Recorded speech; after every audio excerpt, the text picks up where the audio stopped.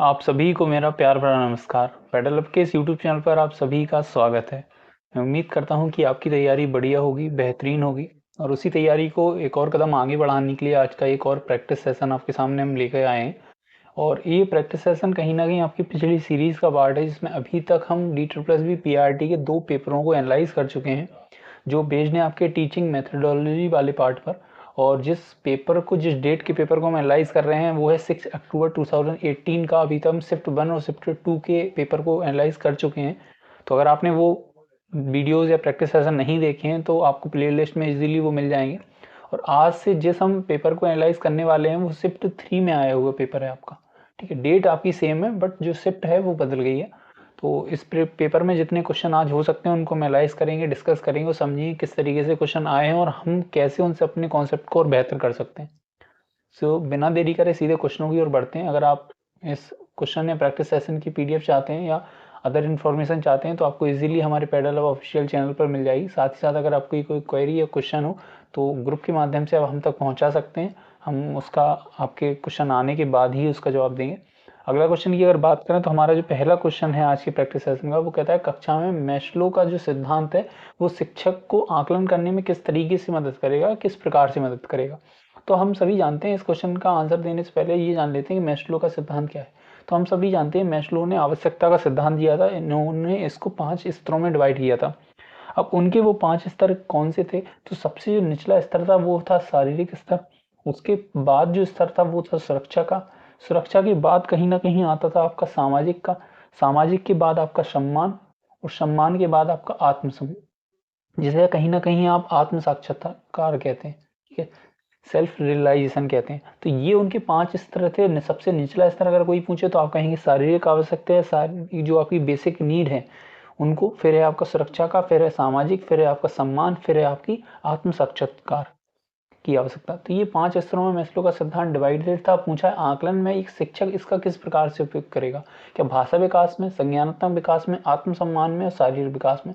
तो हम सभी जानते हैं कि अभी मैंने आपको बताया कि 5 स्तरों में डिवाइड था, तो हो सकता है कुछ बच्चे इसका आंसर ऑप्शन नंबर 4 लगाएं, शारीरिक विकास।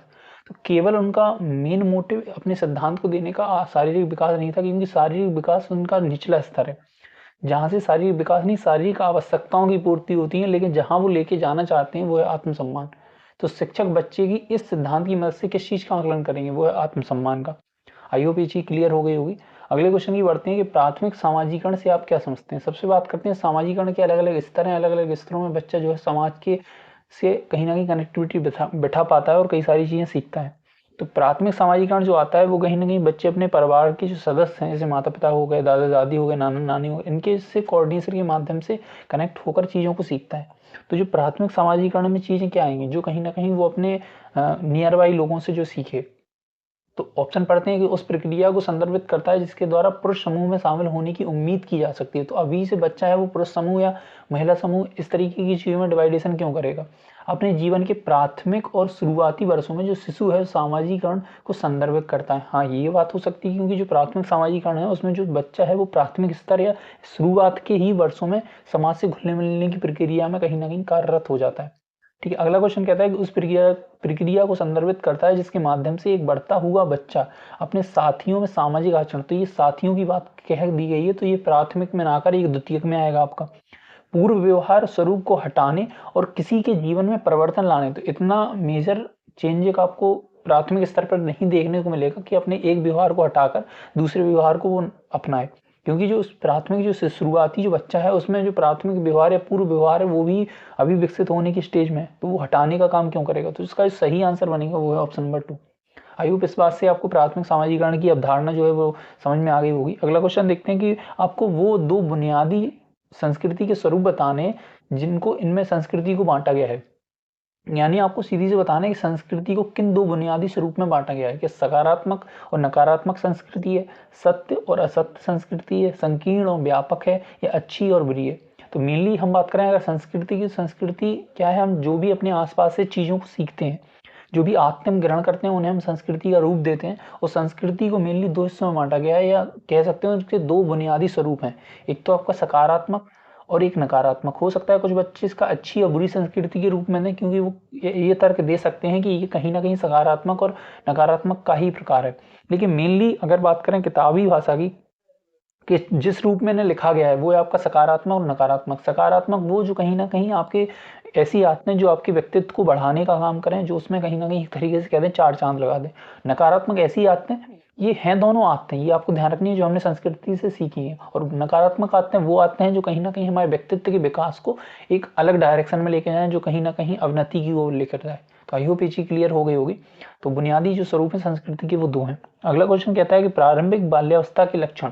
अब यहाँ पूछा है आपको प्रारंभिक बाल्यावस्था।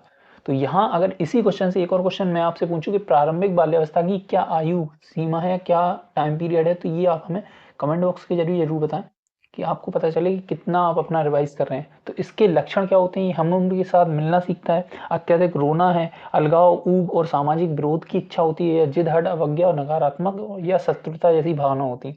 तो प्रारंभिक बाल्यावस्था कहीं ना कहीं शैशवावस्था के बाद की अवस्था है।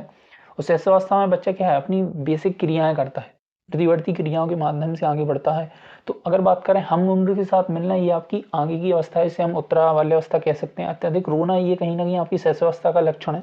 ठीक है, सामाजिक रूप से विरोध करना ये आपकी किशोरावस्था का लक्षण है। लेकिन जो जिद, हट, अवज्ञा और नकारात्मक शत्रुता है, ये आपकी क्या है, प्रारंभिक बाल्यावस्था की कहीं ना कहीं लक्षण है। और इन्हीं सब चीजों को आपने अगर पढ़ा होगा तो विकासात्मक कार्य के रूप में आप हो सकता है आपने पढ़े हो।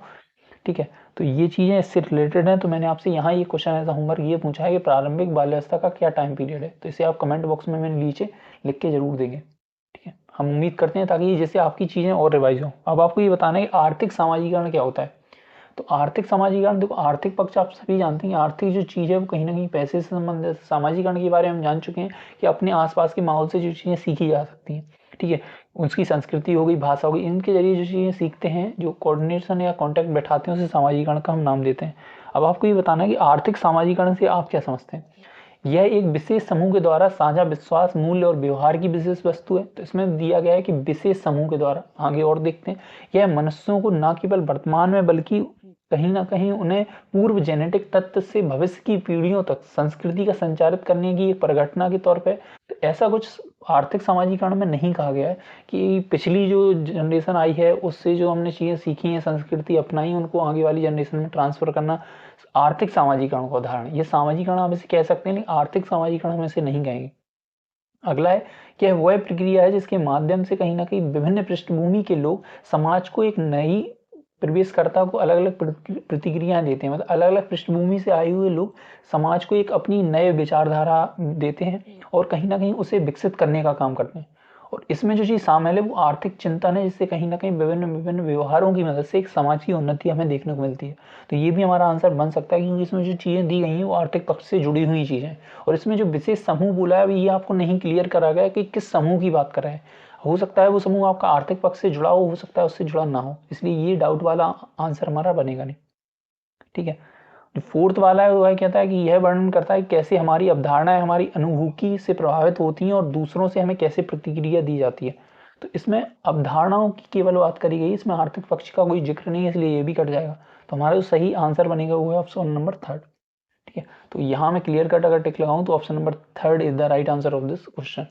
अगला क्वेश्चन देखते हैं कि उद्देश्य पूर्ण अधगम होने का क्या अर्थ है। अब यहाँ एक जो वर्ड हमें आंसर तक लेकर जाएगा वो है उद्देश्य पूर्ण अधगम। कि कहीं ना कहीं हमने अपने उद्देश्य निर्धारित कर लिए हैं और उसी दिशा में हम कुछ ना कुछ सीख रहे हैं, तो उस चीज को हम जो नाम देंगे वो है उद्देश्य पूर्ण अधगम। ठीक है, जैसे हमने पहले कोई चीज स्टार्ट करने से पहले हमने अपने ये एम डिसाइड कर लिए कि इसको पढ़ने से या ये चीज करने से हमें इन चीजों की प्राप्ति हो जाएगी। और आगे चल के अगर इनमें से दो चीजें हमें मिल जाती हैं तो हम कहेंगे हमारा जो अधगम था, जो भी हमने अधगम प्रक्रिया में हिस्सा लिया है, वो हमने क्या है उद्देश्यपूर्ण अधगम के तौर पे हम उसे देख सकते हैं।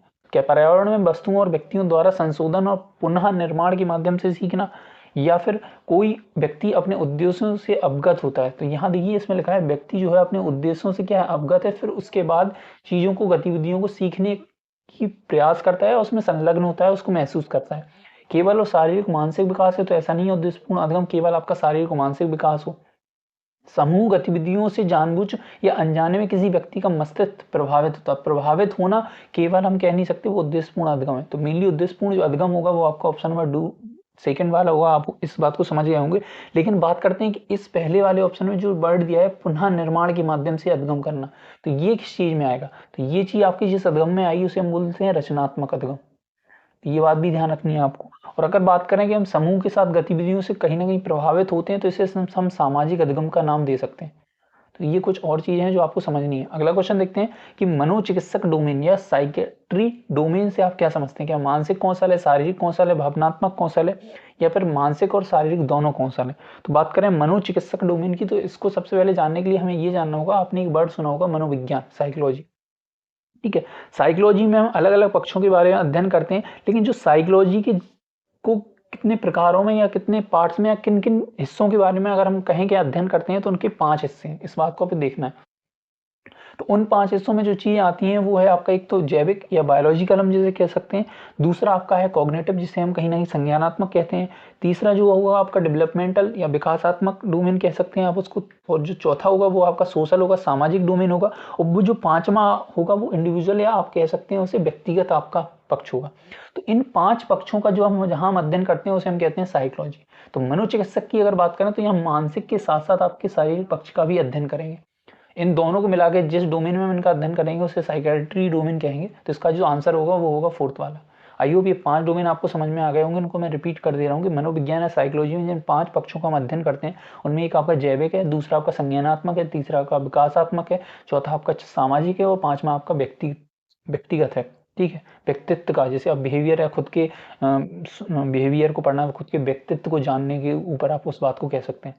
अगला क्वेश्चन देखते हैं कि विकास को अपेक्षित परिणाम क्यों कहा जाता है, या आप किस बात से कहेंगे कि विकास से वो चीज रिलेट करती है? क्या बुद्धि में वृद्धि को विकास कहते हैं?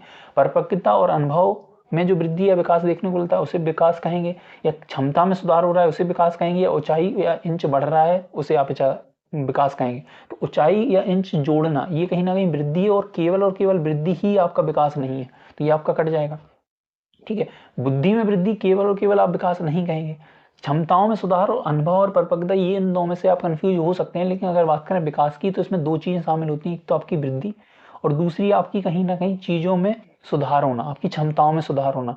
ठीक है, तो इसे हम क्या जोड़ सकते हैं आपके अनुभव से। तो वृद्धि जो जिससे रिलेटेड है वो आपकी परिपक्वता है, और अनुभव जिससे रिलेटेड है वो तो अनुभव है ही। हमारा जो आंसर बनेगा वो ऑप्शन नंबर 2 बनेगा। तो option number 2 is the right answer of this question. अगला क्वेश्चन देखते हैं कि संवेदी रजिस्टर क्या होता है। अब आपको ये बताना है कि संवेदी रजिस्टर का क्या अर्थ है। हो सकता है कुछ लोगों ने इसका नाम सुना होगा, हो सकता है इसका नाम ना सुना हो, लेकिन बात करें एक जो क्षणिक स्मृति के बारे में आपने सभी ने पढ़ा होगा। ठीक, और हमारे शरीर में या हमारे दिमाग में जो एक क्षणिक स्मृति होती है, क्षणिक स्मृति जो होती है उसी को हम क्या कहते हैं? उसे हम कहते हैं आपका संवेदी रजिस्टर।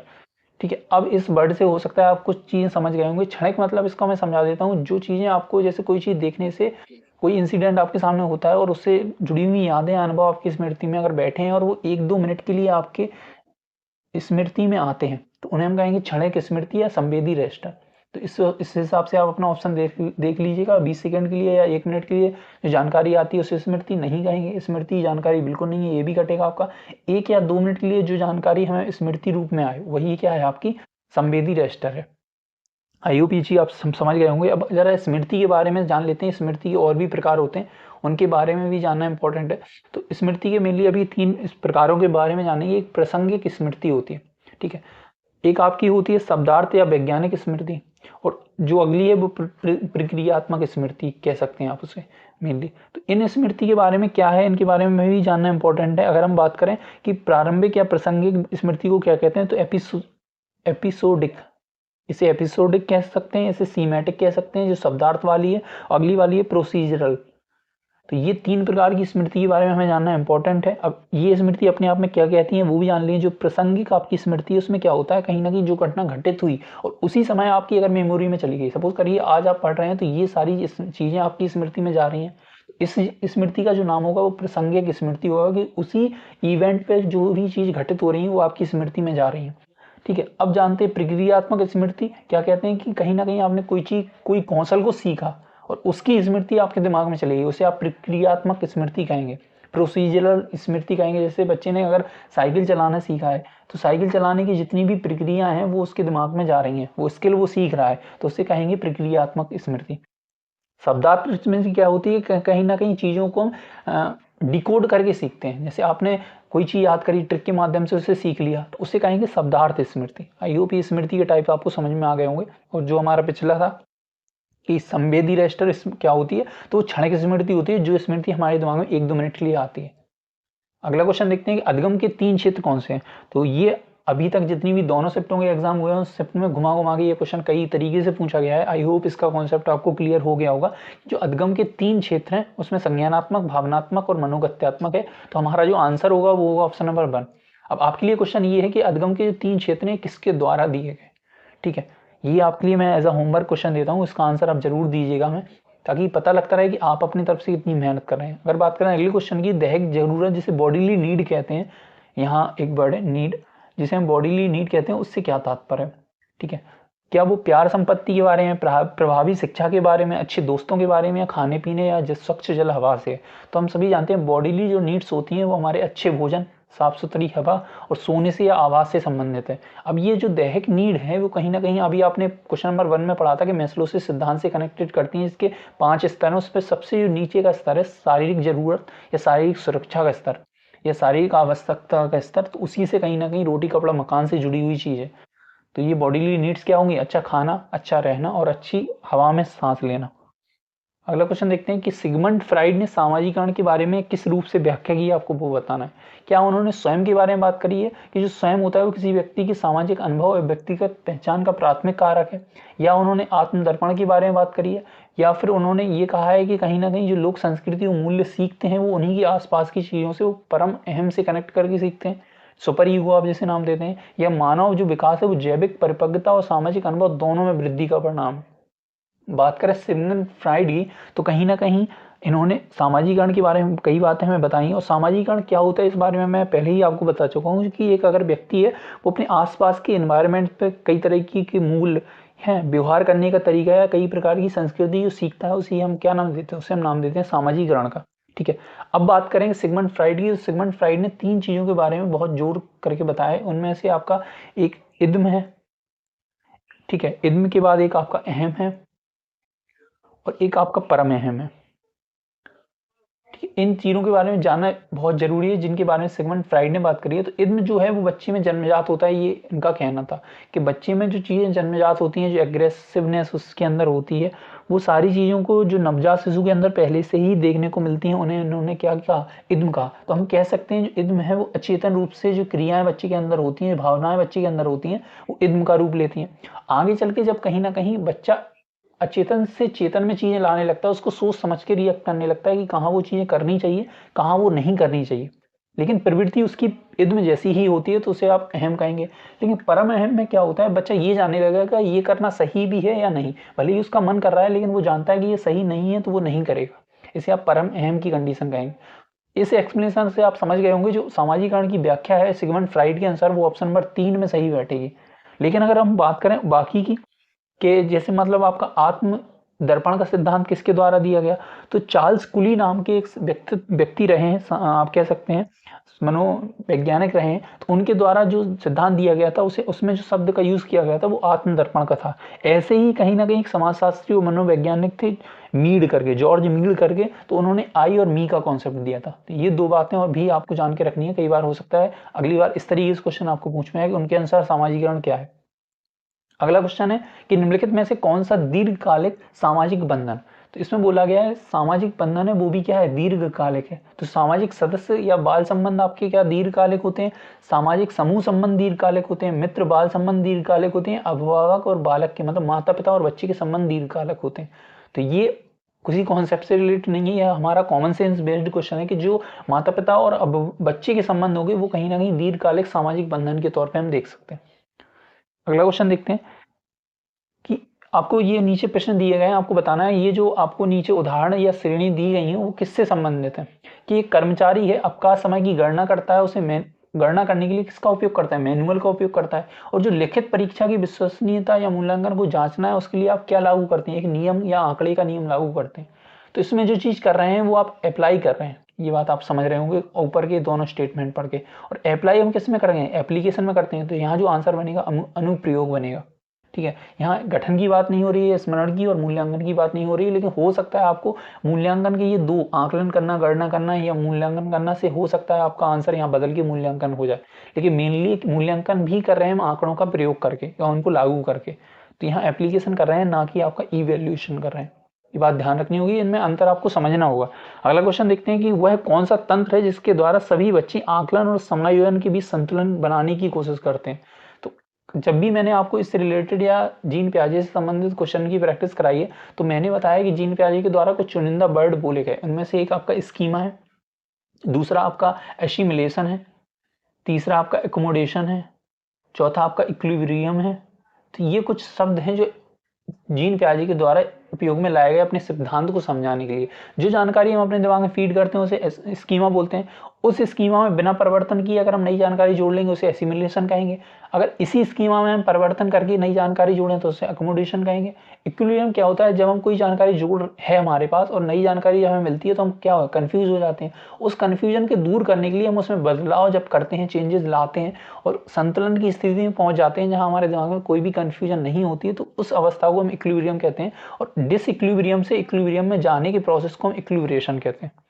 तो ये बात आपको समझनी होगी। अब क्वेश्चन की ओर चलते हैं कि उसमें बोला गया कि आकलन और समायोजन के बीच संतुलन बैठाने के लिए हम क्या करेंगे, इक्विलिब्रेशन करेंगे, तो संतुलन करेंगे। ये बात इस तरीके से आप समझ सकते हैं। अगला क्वेश्चन देखते हैं कि संज्ञानात्मक डोमेन की कितनी श्रेणियां हैं। तो हम सभी ने, अभी मैंने आपको पूछा भी था कि आपको अधगम की 3 श्रेणियां, 3 पक्ष हैं, संज्ञानात्मक, भावनात्मक और मनोगत्यात्मक। अब उसमें भी संज्ञानात्मक डोमेन की, इसमें इससे पहले आपका जो प्रैक्टिस सेशन हुआ है उसमें इन तीनों पक्षों के बारे में मैंने जितनी भी श्रेणियां आती हैं उनके बारे में लिख के प्रॉपर नोट्स बना के आपको समझाया था। अगर आपने पिछले से क्लास देखी है तो आपको इजीली कॉन्सेप्ट रिवाइज हो जाएंगे। संज्ञानात्मक में आपके 6 स्तर आते हैं, ठीक है। अब ये जान लेते हैं कि उन 6 स्तरों में कौन कौन सी चीजें बताई गई हैं। तो ये भी कहीं ना कहीं आपको एक, ये ब्लूम टैक्सोनॉमी के रूप में भी अगर आप मैं याद कर रहा हूँ तो आप याद कर सकते हैं। इसमें आपको पिरामिड के तौर पे ही चीजें समझाई हैं। उसमें सबसे निचले स्तर पे वो है आपका ज्ञान है, दूसरे स्तर पे आपकी आती है समझ, तीसरे स्तर पे आपका अनुप्रयोग आता है, उसके बाद आपका विश्लेषण आता है, फिर आपका संश्लेषण आता है और सबसे उच्च स्तर पर इसमें मूल्यांकन को रखा गया है। ये संज्ञानात्मक डोमेन की श्रेणियों के बारे में मैंने बात करी है। सबसे नीचे पे ज्ञान आता है, फिर समझ आती है, फिर आपका अनुप्रयोग आता है, फिर विश्लेषण, संश्लेषण, सबसे उच्च स्तर पर आपका मूल्यांकन आता है, जो कि क्वेश्चन में पूछा भी गया था कि संज्ञानात्मक डोमेन के सबसे उच्च श्रेणी पर किसको रखा गया है। तो उसमें किसको रखा गया, आपके मूल्यांकन वाले पक्ष या इवैल्यूएशन को रखा गया है। सबसे निचले स्तर पर ज्ञान को रखा गया है, जिसे आप रटने से संबंधित कह सकते हैं। तो ये बातें आपको बेसिक कॉन्सेप्ट को पढ़ने से आई है ना। अगला क्वेश्चन है कि प्रमुख विशेषता और विकासात्मक परिवर्तन क्या है जब हम किसी बच्चे में 12 साल से उम्र के बच्चे में अधिक 12 साल से अधिक उम्र के बच्चे में वो चीजें ऑब्जर्व करते हैं। तो यहाँ जो पूछा गया है वो 12 साल से उच्च उम्र के बच्चे की बातें पूछेंगे कि उनके एक तरीके से क्या विकासात्मक कार्य होते हैं। तो 12 साल से जो बड़ा बच्चा है वो किस अवस्था में आएगा, तो हम सभी जानते हैं ये किशोर अवस्था का बच्चा होगा, पहली बात। इससे हमें आइडिया लग जाएगा कि आखिर हमें कहाँ तक जाना है। तो अब इसमें ये कि किशोरावस्था के बच्चे में क्या चीजें देखी हैं, क्या वो अनमनी भाव से सोचने लगता है और काल्पनिक समस्याओं का समाधान करने लगता है, ठीक है।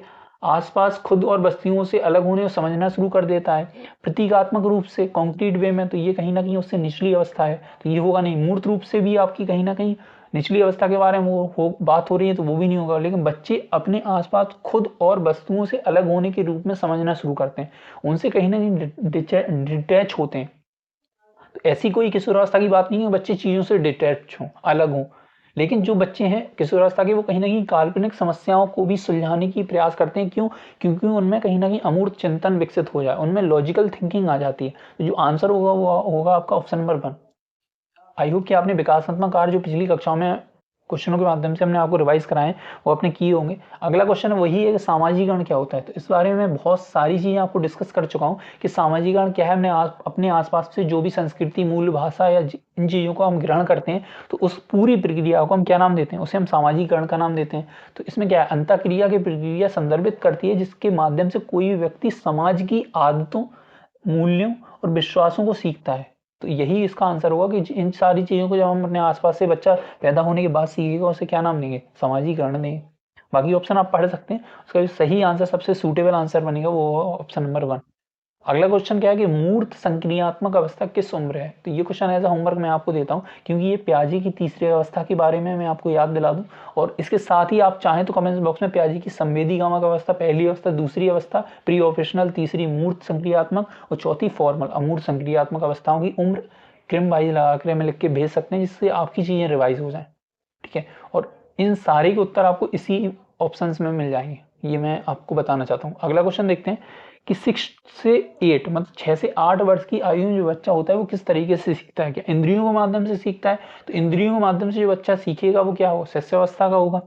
ठीक है, समस्या हल करने और अवधारणाओं के माध्यम से सीखता है, कहीं ना कहीं कॉन्सेप्ट से सीखता है, नाटक, चलते फिरते खिलौने, तो ये कहीं ना कहीं आपका प्री ऑपरेशनल का बच्चा होगा। भावनाओं, अनुशासन के माध्यम से, अंकगणित की रुचियों के माध्यम से सीखेगा, ये किशोर अवस्था का बच्चा होगा जो 12 से ऊपर का होगा। लेकिन 6 से 8 का जो बच्चा है वो कहीं ना कहीं आपका किस में आएगा? लेटर चाइल्डहुड में आएगा। ठीक है, उत्तर बाल्यावस्था में आएगा। तो वो जिस माध्यम से सीखेगा वो कहीं ना कहीं अवधारणाओं के माध्यम से सीखेगा, समस्याओं को हल करके सीखेगा, जिसमें वो कहीं ना कहीं उसमें इन्वॉल्व होकर सीखेगा। तो option number 2 is the right answer of this question. तो ये आज के प्रैक्टिस सेशन के कुछ क्वेश्चन थे। आई होप आपको आइडिया लग गया होगा, कुछ चीज़ें समझ में आई होंगी, और जो लोग पहले से प्रैक्टिस सेशन की प्रैक्टिस करते आए हैं उनको और चीज़ें बेहतर हुई होंगी, साथ ही साथ रिवाइज भी हुई होंगी। क्योंकि कई क्वेश्चन जो हैं, क्योंकि कॉन्सेप्ट तो आपके भी वही है, उनसे क्वेश्चन कैसे तरीके घुमा के पूछेगा तो उससे क्या होगा, आपके कॉन्सेप्ट की क्लियरिटी बेहतर होगी। और जो बच्चे नए जुड़े हैं मैं उनसे यही अपेक्षा करूंगा कि बाकी के जितने प्रैक्टिस सेशन अभी तक हुए हैं वो उनको जरूर देखें। उनकी प्लेलिस्ट आपको इजीली मिल जाएगी, साथ ही साथ उसी प्लेलिस्ट का लिंक हम नीचे कमेंट बॉक्स में भी पिन कर देंगे, तो आप इजीली उसको ढूंढ पाएंगे। इसके साथ मिलते हैं अगले प्रैक्टिस सेशन में, तब तक के लिए मस्त रहिए, व्यस्त रहिए। Till then take care, bye bye.